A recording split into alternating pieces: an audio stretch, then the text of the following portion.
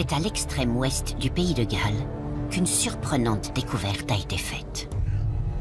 Elle pourrait non seulement changer l'histoire de la conquête romaine de la Bretagne insulaire, mais également éclairer d'un jour nouveau la farouche résistance des Celtes.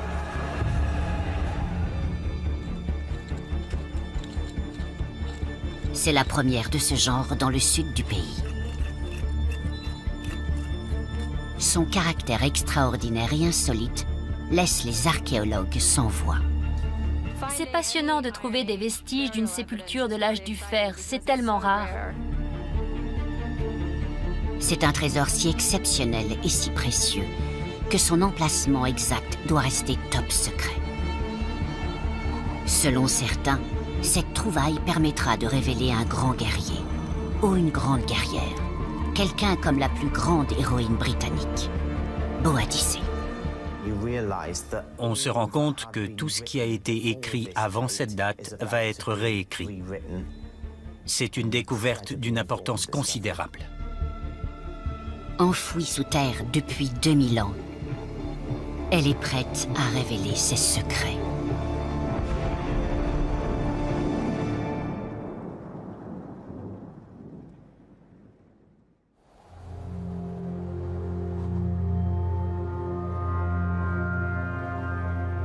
En 2018, ce champ à la limite occidentale de la Grande-Bretagne n'avait rien d'extraordinaire. Personne ne soupçonnait que des vestiges exceptionnels dormaient sous la surface. Trouver un objet enterré depuis des centaines d'années, parfois des milliers, m'a toujours fasciné. On laisse libre cours à son imagination. On se demande qui l'a utilisé en dernier. Armé de son détecteur de métaux, Mike sillonne la campagne galloise depuis 40 ans, à la recherche de reliques du passé. C'est alors que par une matinée glaciale... Il pleuvait tous les jours depuis presque un mois, et je ne pouvais pas sortir très souvent. Je n'avais pas trouvé grand-chose depuis un moment. J'étais sur le point de renoncer. Mais le 7 février, la pluie s'est arrêtée, et ce champ était le plus sec et accessible.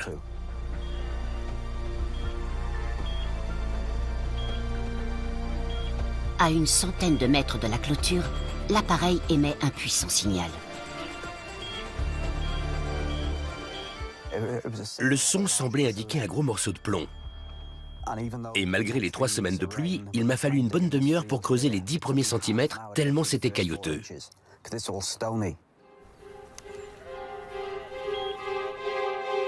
J'ai persévéré, et dessous, j'ai vu du verre, de couleur verte et rouge. Je regardais ces objets qui semblaient me rendre mon regard. Je n'en croyais pas mes yeux. 3 pièces de métal ornementées.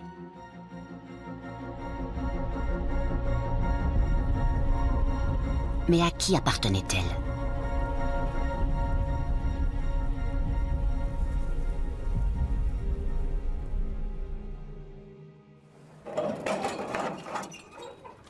Lorsque Mike se rend compte qu'il est peut-être tombé sur d'anciens artefacts, il arrête de creuser pour protéger le site et envoie les objets aux experts du Musée national du pays de Galles.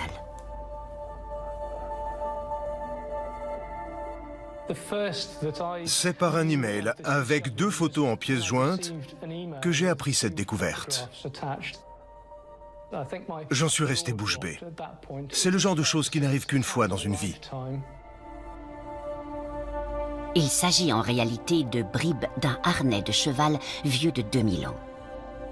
On en a rarement trouvé de plus raffiné en Grande-Bretagne.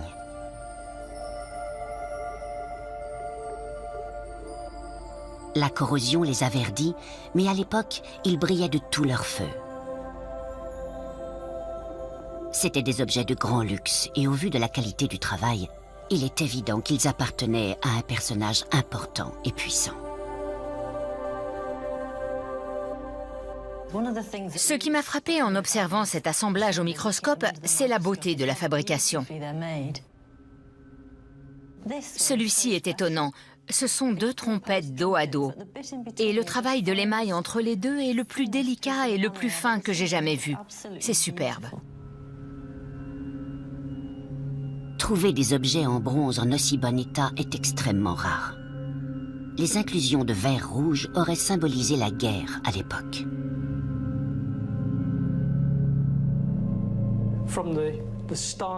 D'après le style, je suis pratiquement sûr qu'il date de la période des campagnes romaines en Bretagne insulaire. Ils sont à un tournant de l'histoire, en quelque sorte.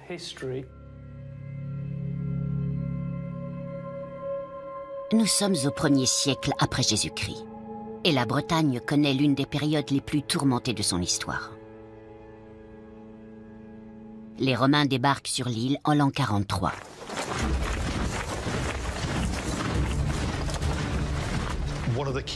Il faut se rappeler qu'au 1er siècle de notre ère, l'Empire romain est la seule superpuissance du monde connu.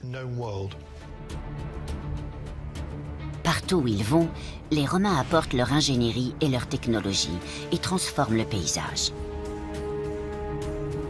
Rome elle-même devient une brillante métropole où l'élite jouit d'un mode de vie ultra sophistiqué. Et tout ce luxe est payé par les richesses qui affluent d'un empire en expansion constante.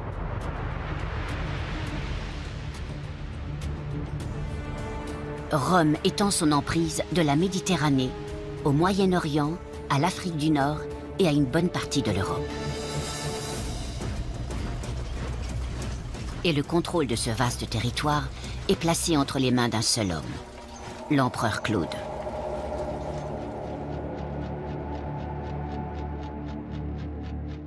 Quand il est arrivé au pouvoir, Claude a dû faire ses preuves.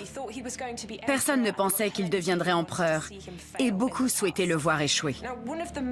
À Rome, un homme démontrait sa virilité par ses prouesses militaires.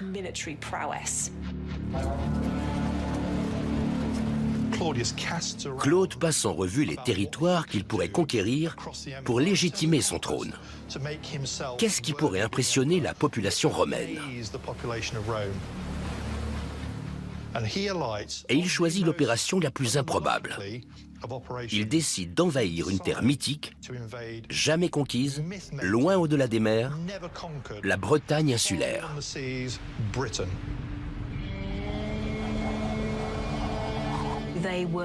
Les habitants étaient décrits comme des ennemis féroces qu'il fallait conquérir, parce que c'étaient des barbares qui avaient besoin d'être civilisés. L'invasion répond également à des intérêts commerciaux. L'île dispose d'abondantes réserves de métaux précieux et d'esclaves. Mais le projet de Claude n'est pas sans inconvénients.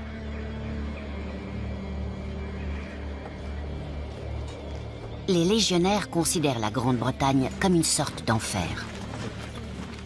Ils imaginaient la brume, les bancs de brouillard, le terrible Océanus, car ils connaissaient la mer du Nord et ils devaient la traverser pour gagner la Grande-Bretagne.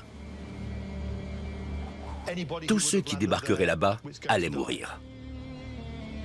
C'était absolument terrifiant. Mais le plus terrifiant n'est pas le paysage. Les sacrifices humains les terrorisaient. L'historien romain Tacite, qui écrivait au début du IIe siècle de notre ère, nous a laissé un récit où il parle de Romains qui avaient rencontré des druides sur l'île d'Anglesey. La pratique des immolations les avait pétrifiés. Ils étaient cloués sur place. Pour eux, un sacrifice humain était un acte particulièrement barbare.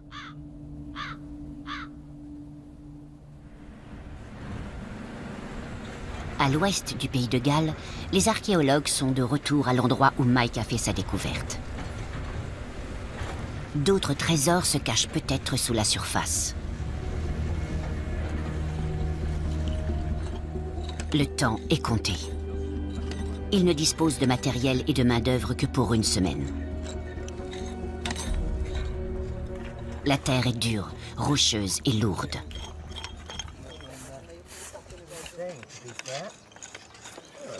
Wow. Arrêtez-vous une petite minute.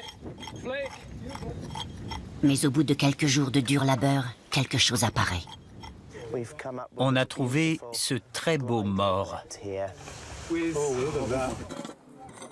Le mort est la partie de la bride placée dans la bouche du cheval.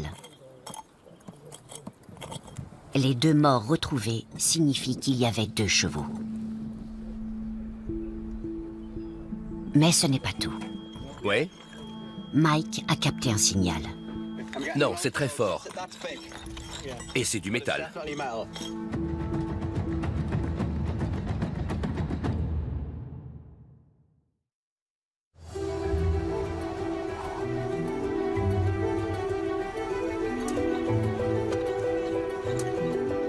Après avoir creusé pendant encore plusieurs jours, l'équipe fait une trouvaille inattendue. Les jantes rouillées de 2 roues émergent de la terre rocheuse. Pour les archéologues, cela ne peut signifier qu'une chose. C'est un char de guerre. Incroyable! Une découverte fabuleuse. On ne s'attendait pas à ça au début des fouilles. Ça m'a soufflé. C'est un char complet. Il repose sous terre intact depuis 2 millénaires. J'étais stupéfait et j'ai juste savouré l'instant. Je ne savais pas qu'ils avaient des châssis en métal comme nos charrettes. La réaction de Mike, passionné d'histoire, est éloquente. Les voir sortir de terre, c'était incroyable. Trouver un char est extrêmement rare, mais le trouver dans un coin aussi reculé, à l'extrême ouest de la Grande-Bretagne, relève du prodige. Et les archéologues ont découvert bien plus qu'un véhicule à 2 roues. Ils ont dégagé une tombe vieille de 2000 ans.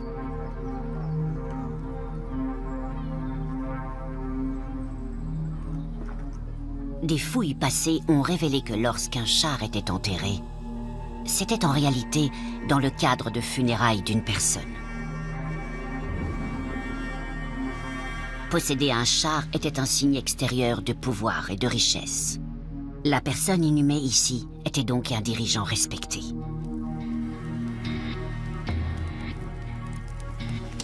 Mais qui cela peut-il être ?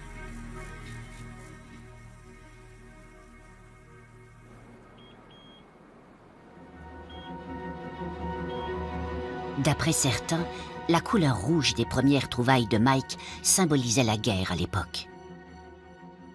S'agit-il d'un chef, ou même d'un grand guerrier qui a combattu non seulement les tribus locales, mais également les légions romaines?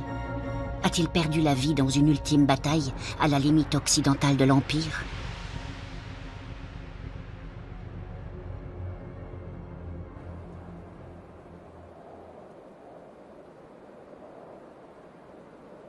Pour tenter de répondre à ces questions, il nous faut interroger les anciens habitants des lieux, les Celtes.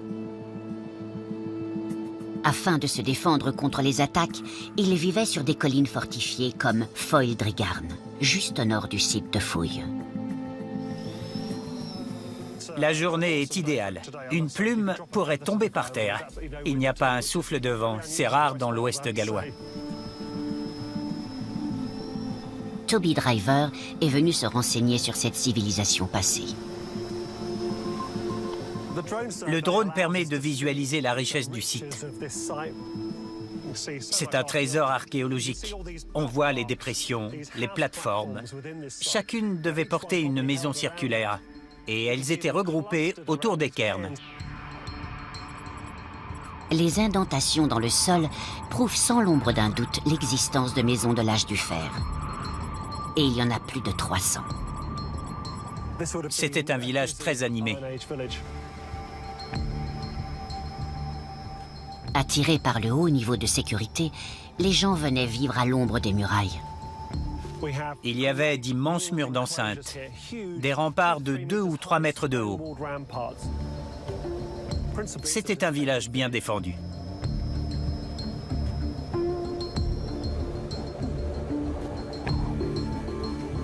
Selon les archéologues, il ressemblait à celui-ci, reconstruit à Castach-en-Schlech, et lui aussi au nord du site de fouilles.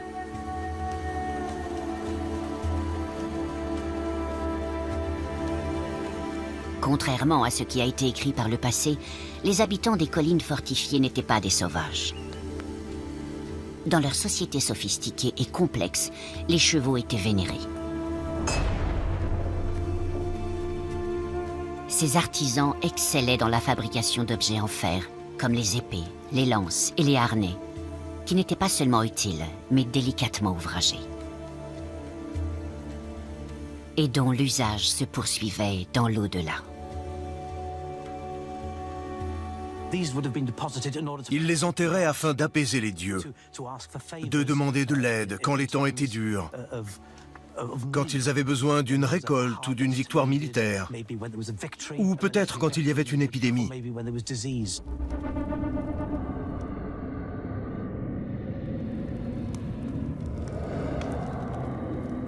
La plus grande vénération était portée au char lui-même.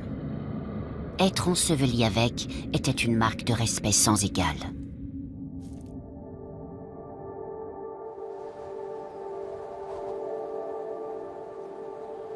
Huit mois après la première semaine d'exploration, l'équipe est de retour avec un matériel plus approprié à une découverte de cette importance.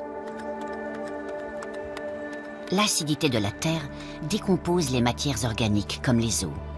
Il est donc peu probable que les archéologues retrouvent un corps. Cependant, à force de travail acharné, le char commence à en révéler davantage. Je retenais ma respiration en travaillant sur la roue. Je déblayais avec des cure-dents. C'était très stressant. J'avais peur d'y aller trop fort et d'enlever des fragments de roue. Les informations auraient été perdues pour toujours. On risque gros. Le haut de la roue est maintenant bien dégagé de la terre rocheuse. Seule la partie extérieure métallique a survécu. L'acidité a rongé les rayons en bois. Les moyeux sont intacts et par chance, une goupille en fer et bronze attachant la roue à l'essieu est toujours bien visible après 2 millénaires.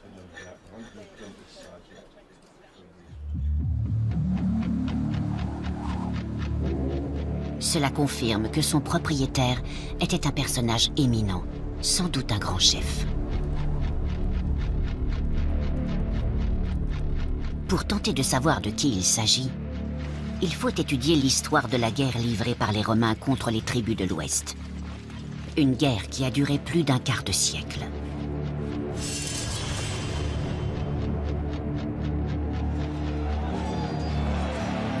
À leur arrivée en Grande-Bretagne, en l'an 43, les Romains triomphent d'une tribu dont fait partie les Catuvellaunnes, lors de 2 batailles épiques, sur la Tamise et sur la Medway dans le Kent.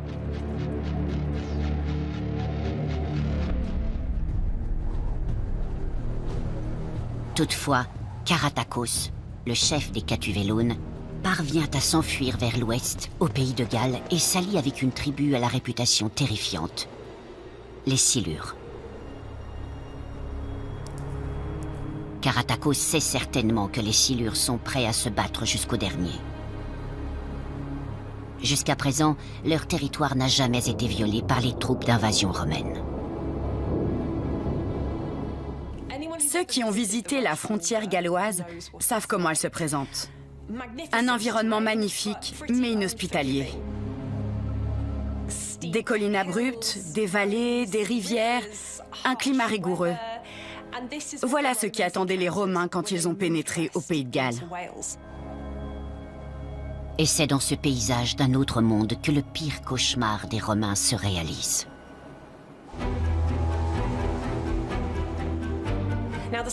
Les Silures connaissaient ce terrain hostile sur le bout des doigts, mais pas les Romains. À l'époque, ils ont mené ce qu'on appellerait aujourd'hui une guérilla contre les envahisseurs.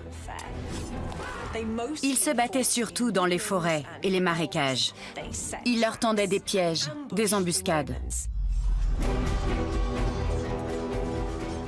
Mais les Silures ne se contentent pas de harceler l'ennemi. Environ 30 ans après la guerre, l'historien Tacite les décrit comme la tribu mythique qui a anéanti une légion romaine entière au combat.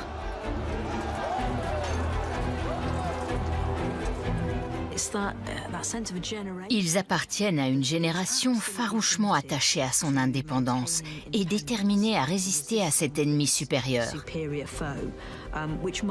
Et cette idéologie s'est transmise à leurs fils qui ont été élevés dans la conviction que c'est là leur mission dans la vie.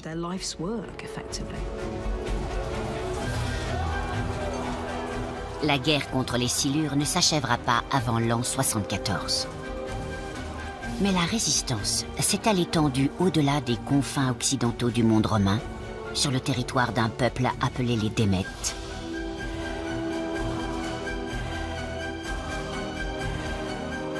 Faisant alliance contre un ennemi commun, la personne enterrée avec le char a-t-elle participé à ces combats héroïques?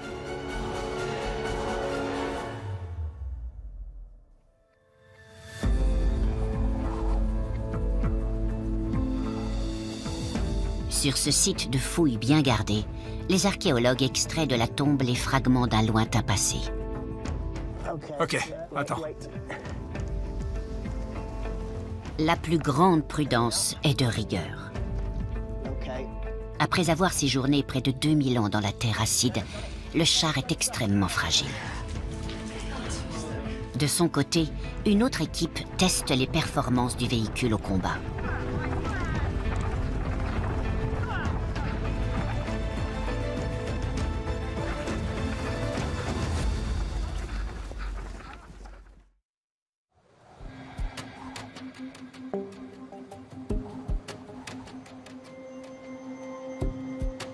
Pendant ce temps, après un travail minutieux, le char est extirpé de sa gangue de terre.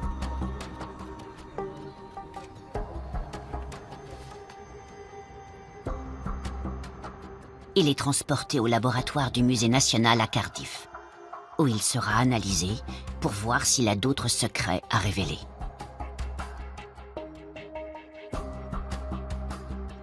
Il est difficile d'imaginer son aspect d'origine, et la manière dont les Bretons insulaires le conduisaient il y a 2 millénaires.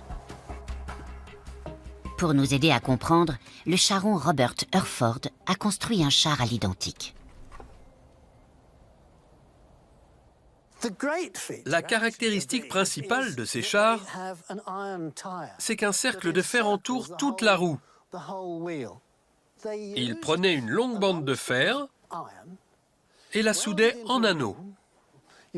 On la chauffe, on la serre autour de la roue, on soude les joints et on comprime le tout pour que la roue supporte tous les mauvais traitements.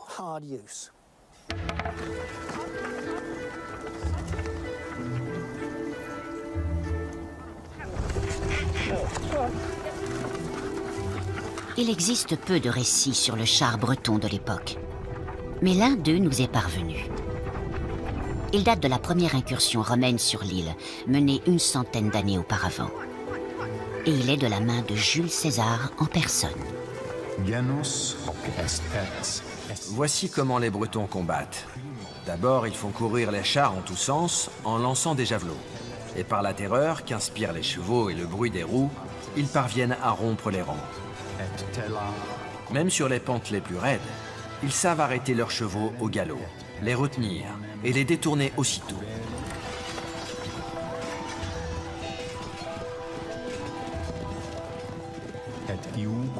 Ils savent courir sur le timon, puis s'élancer dans leur char à la vitesse de l'éclair.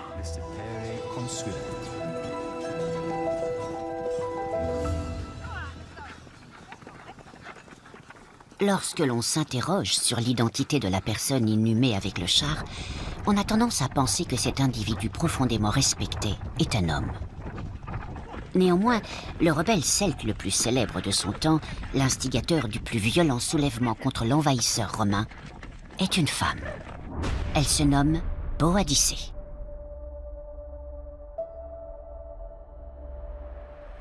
Boadicée est l'épouse de Prasutagos, le roi des Icènes. À sa mort, il a légué la moitié de sa fortune et de ses terres à Rome, et l'autre moitié à sa femme Boadicée et à leurs enfants. Les officiers et les vétérans installés sur place étaient indignés que Rome ne reçoive pas la totalité de l'argent. Et pour marquer leur colère, Boadicée a été rouée de coups, flagellée, fouettée, et ses filles ont été battues et violées.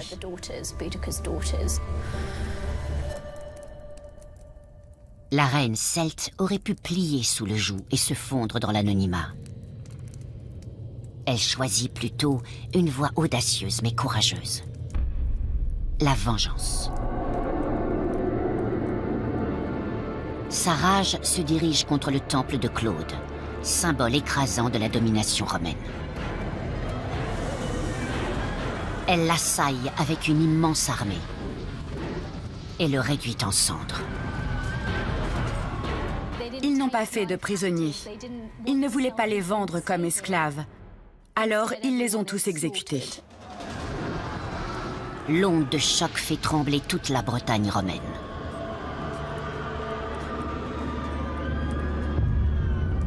Mais la rébellion s'achève lorsque l'armée de Boadicée est vaincue par la puissance de l'Empire. D'après les sources, elle menait 120 000 Bretons, dont 80 000 ont été tués à la bataille de Woking Street, contre 400 pertes seulement chez les Romains. Les Celtes avaient amené leurs femmes et leurs enfants, leurs bagages, leurs animaux, et tous ont été ajoutés à la pile de corps massacrés.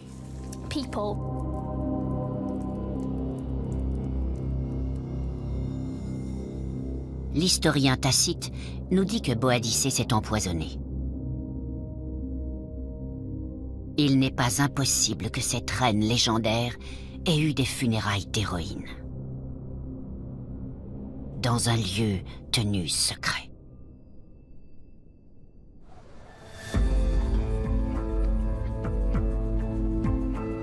Sur le site de fouilles, l'équipe continue à chercher d'autres fragments du véhicule. Mais de toute évidence, l'objet métallique qui remonte à la surface n'appartient pas au char. Malgré son état fortement dégradé, on dirait bien une épée. On voit que c'est la poignée. On s'est tous regardés en pensant « D'accord, c'est une sacrée découverte ». C'est une trouvaille fascinante et une preuve supplémentaire qu'un illustre guerrier repose bien dans la tombe du char.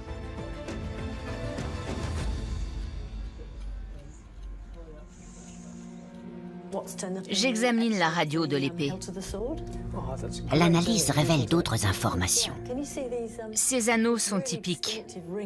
Le microscope montre plusieurs couches à l'intérieur de l'épée. On peut regarder la coupe transversale. Évidemment, elle est légèrement déformée par la corrosion. Autrefois, c'était une pièce de ferronnerie ultramoderne. Mais à quoi ressemblait cette arme il y a 2000 ans?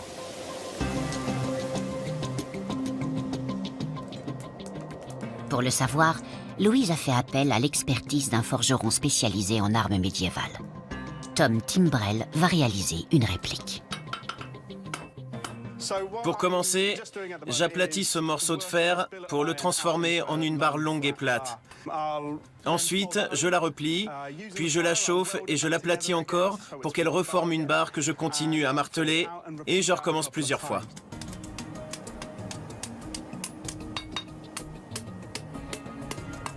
Ce pliage répété crée les nombreuses couches de fer qui donnent son extraordinaire solidité à la lame.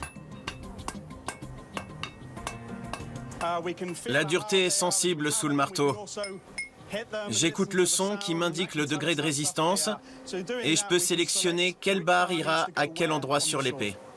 Je ne savais pas ça. En général, une barre dure rend un son plus aigu, un fer tendre fait un son plus sourd. La barre la plus malléable devient le noyau de la lame. Les plus dures sont martelées de face et de dos.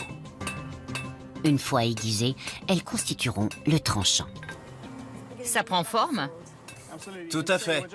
Le fil apparaît au fur et à mesure que je le travaille d'un côté et de l'autre. C'est une opération chronophage. Au bout d'une longue journée, l'épée est terminée. Et la meilleure façon de la tester, c'est sur de la chair fraîche. C'est vraiment horrible. Très efficace, non? C'est sans aucun doute la meilleure façon de démontrer le potentiel de ces armes.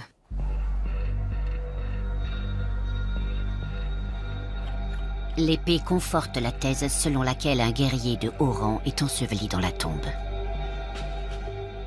La présence du char, un artefact de grand prestige, ainsi que d'autres objets luxueux, comme les harnais de chevaux et les effets personnels, l'épée, donne fortement à penser qu'il s'agit de la tombe du char de guerre d'un individu extrêmement respecté, à qui sa communauté a rendu hommage avec ce type de sépulture. La présence d'une épée, si elle n'est pas concluante, soutient l'idée qu'un guerrier homme repose avec le char. Jusqu'à présent, les objets trouvés dans les tombes de femmes comprenaient des miroirs de bronze, probablement utilisés comme instruments divinatoires. Or, aucun n'a été découvert ici. Aucun indice ne suggère que les femmes participaient systématiquement aux batailles. Il a pu exister d'autres femmes, comme Boadicée, qui ont détenu une position de pouvoir et de souveraineté à la mort de leur mari, ou qui ont assuré la régence pour leurs fils mineurs. Mais aucun récit de la période, du moins par un auteur breton, ne nous est parvenu. Alors il est très difficile de dire avec certitude si Boadicée était une exception ou s'il y a eu d'autres exemples de ce genre.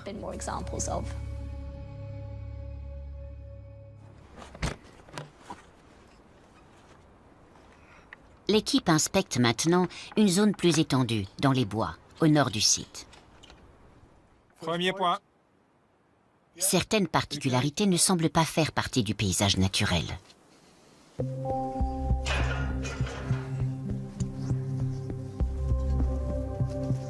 Mark Lewis et Adam Gwilt, du Musée national du Pays de Galles, viennent examiner ces derniers éléments.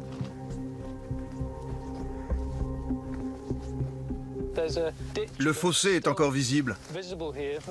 Il doit faire 3 ou 4 mètres. La berge est très raide de l'autre côté.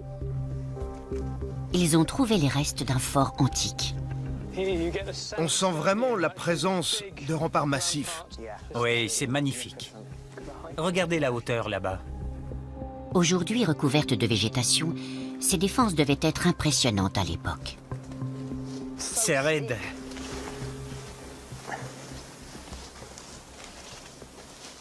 Ça donne une idée des dimensions. Oui, c'est incroyable.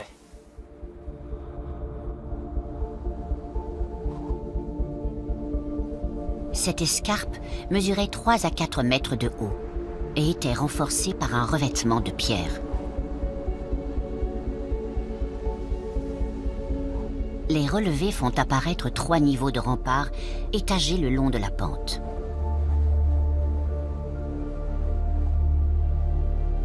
Une haute palissade de bois couronnait le sommet de chaque enceinte. C'est une entreprise formidable que d'extraire toute cette terre et ces rochers, puis de les entasser. On se demande combien de personnes il a fallu pour édifier de telles structures. Ces remparts étaient probablement destinés à la défense contre les autres tribus. Et sans doute contre les nouveaux habitants tout-puissants de l'île, les Romains. Mais le fort pouvait servir à autre chose qu'à repousser les assaillants.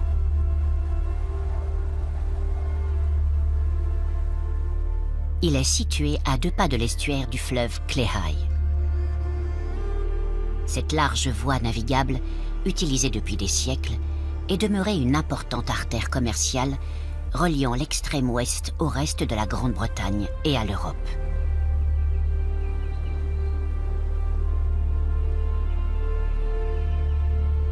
Il est possible que les habitants du fort aient exploité cette ancienne route. L'occupant de la tombe serait donc non seulement un valeureux guerrier, mais également le chef d'une communauté de marchands.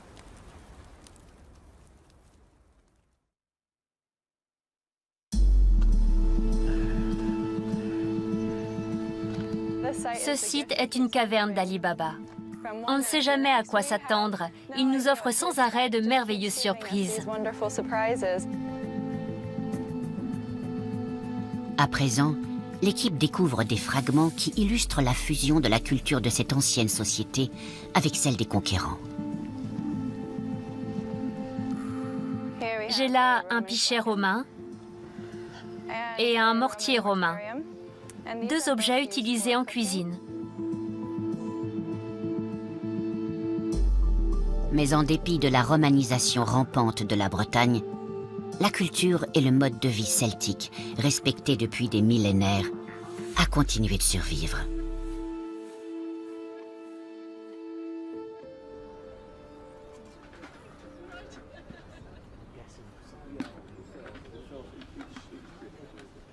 Autour de la tombe du char, les fouilles ont révélé plusieurs petites fosses contenant de grandes pierres plates.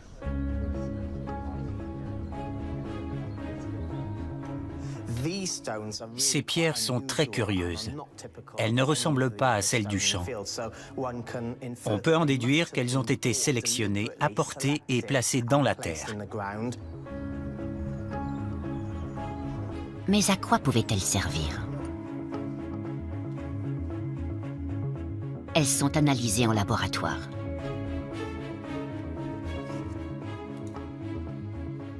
Marc remarque une tache noire sur l'une des faces de cette pierre.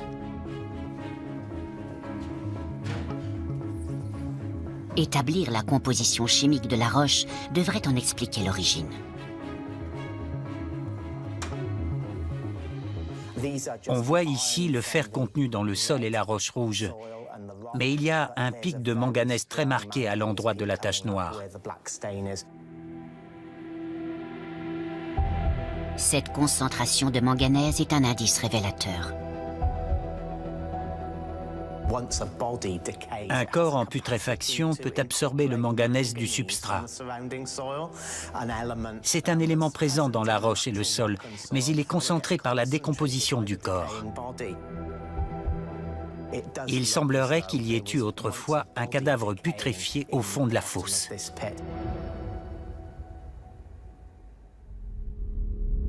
C'est la preuve irréfutable que ces pierres étaient utilisées pour construire de simples chambres funéraires.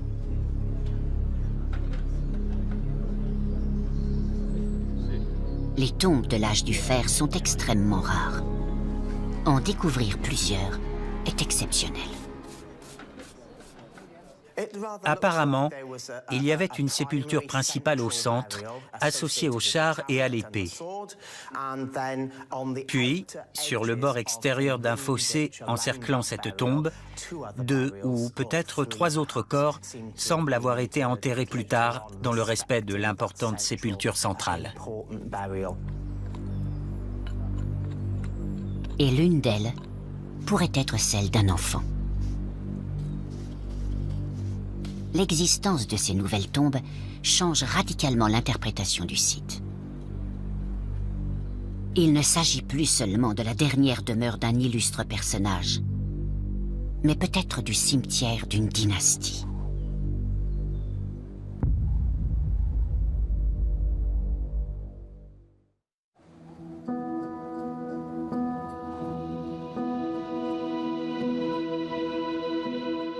Les fouilles sont terminées. L'herbe a poussé sur les excavations. Mais Adam et Marc sont loin d'avoir achevé leur enquête. Ils sont de retour pour réexaminer le site. Ils tentent de comprendre comment assembler les pièces de ce puzzle de l'âge du fer.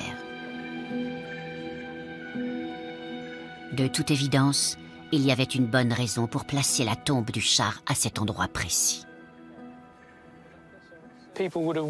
Les gens devaient passer par ici il y a 2000 ans. Ils descendaient de là-haut ou peut-être qu'ils montaient de la vallée du fleuve.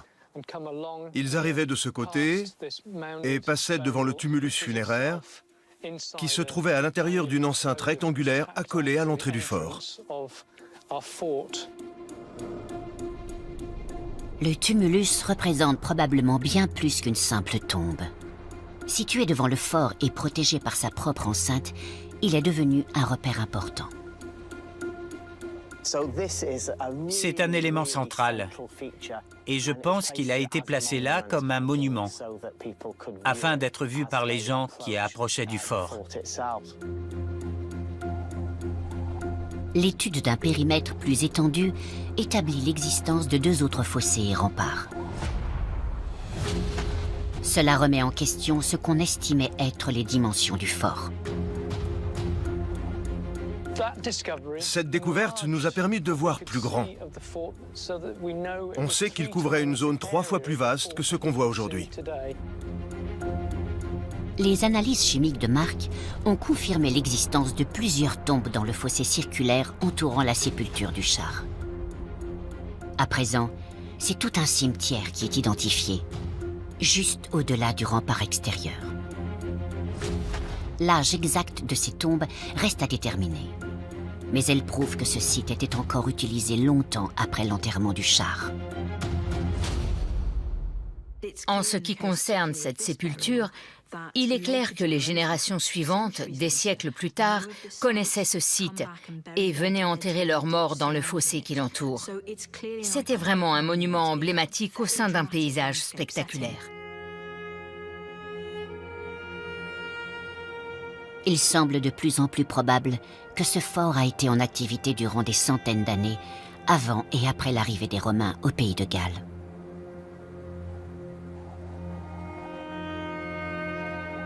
Mais au-delà de l'aspect physique du paysage, il est désormais possible de reconstituer en partie l'histoire personnelle de l'individu honoré au cœur du village. C'était quelqu'un d'important, un dirigeant ou un ancien de la communauté. Les armes placées dans la tombe permettent de déduire que c'était sans doute un homme, et presque certainement un guerrier.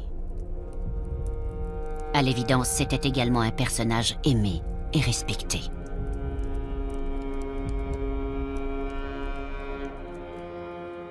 Quand on a compris que c'était un emplacement de sépulture, je me suis sentie reliée à la personne enterrée là.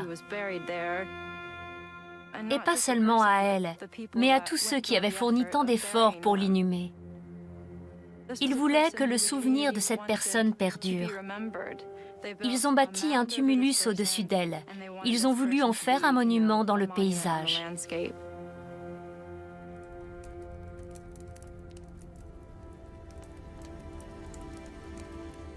Pour un site funéraire de ce genre, où on a creusé des fosses, où des roues de char ont été apportées puis descendues dans ces fosses, où on a disposé des objets autour du corps, on sait qu'il y a eu une cérémonie. Je suis sûre qu'il y a des chants et de l'émotion. De nombreux discours ont été prononcés.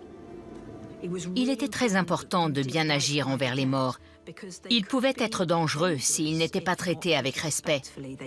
Ils pouvaient se transformer en revenants, les morts vivants qui venaient vous rappeler vos devoirs envers eux. Donc, du bruit, des clameurs, du spectacle. C'est un bon moyen d'exprimer son chagrin, mais aussi son respect pour un tel personnage et de lui souhaiter bon voyage dans l'au-delà.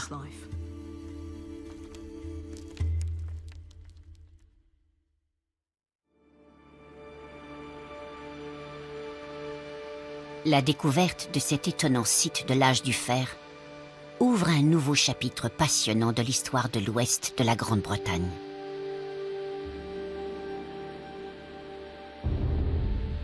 Mais le plus important, c'est l'époque à laquelle il se situe. À la charnière de l'âge du fer et de la conquête romaine. Ce char de guerre est le puissant symbole de la fin d'une époque. C'est comme regarder l'image d'une calèche se fondre dans le monde des automobiles. Les choses vont changer radicalement et pourtant, ce véhicule incarne quelque chose de glorieux et de puissant. Il ne s'agit pas seulement des funérailles d'un guerrier, mais de la mise au tombeau d'une société traditionnelle. La pompe de ces derniers hommages est une sorte de chant du cygne de la culture de l'âge du fer.